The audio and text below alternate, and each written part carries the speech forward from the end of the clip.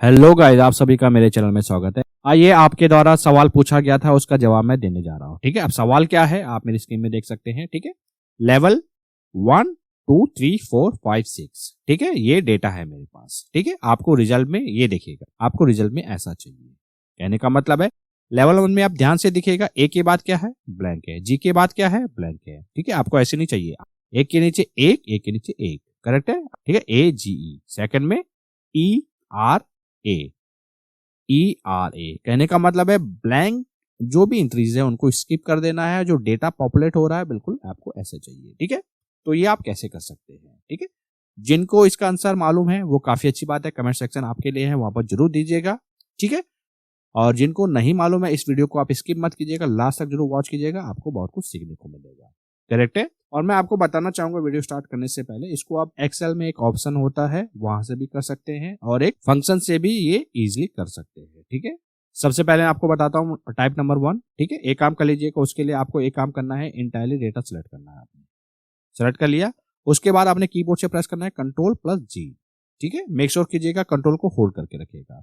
ये देखिएगा, then special में आना है, फिर आपने ब्लैंक में सेलेक्ट करना है आपने, देन ओके करना है। ठीक है, जैसे ओके करते हैं आप देखिएगा स्क्रीन में ध्यान से, ये देखिएगा ब्लैंक जितने भी सेल्स है वो हाईलाइट हो गए। अब आपको अपने कीबोर्ड से प्रेस करना है डिलीट के लिए कंट्रोल और माइनस एरो।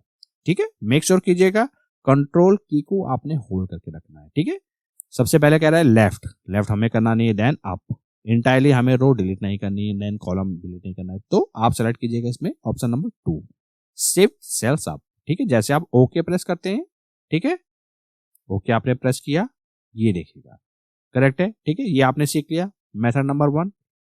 तो मैं अंडू करता हूं Ctrl+G। ठीक है, ये आपने अंडू कर दिया। ठीक है, अब मेथड नंबर 2 की तरफ बढ़ते हैं। ठीक है, वहां पर मैं क्या यूज करने जा रहा हूं वो मैं आपको बताता हूं। ठीक है, वहां पर सबसे पहले आपको यूज करना होगा फिल्टर फंक्शन। ठीक है, इजिकल टू फिल्टर।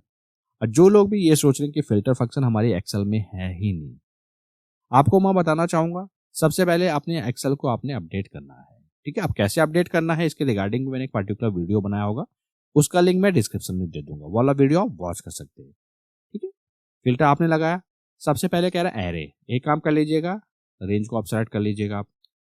ठीक है, कॉमा जैसे हिट करते हैं ये कह रहा है इंक्लूड। अब इंक्लूड क्या करना है, एक काम कर लीजिएगा, इस रेंज को सेलेक्ट कीजिएगा। ठीक है, अब यहाँ पर आपने कंडीशन देनी है जिसको आप बोलते हैं लेस देन और ग्रेटर देन का सिंबल। ठीक है, डज नॉट। करेक्ट है। अब यहाँ पर कंडीशन क्या देनी, quotation open quotation close, blank entry.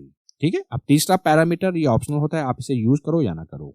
ठीक है, इस समय हम यूज नहीं करेंगे, ये ऑप्शनल क्यों होता है, क्योंकि इसके स्टार्टिंग में आप देखोगे रेक्टेंगल साइन है, देन एंडिंग में रेक्टेंगल साइन है, ये ऑप्शनल होता है। ठीक है, तो हम इसे यूज नहीं करेंगे, जैसे ब्रैकेट क्लोज देन इंटर, ये देखिएगा ए जी ई।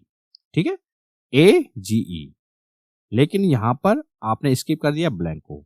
ठीक है, एक काम कर लीजिएगा, इंटायरली फॉर्मूले को यहां तक पेस्ट कर दीजिएगा।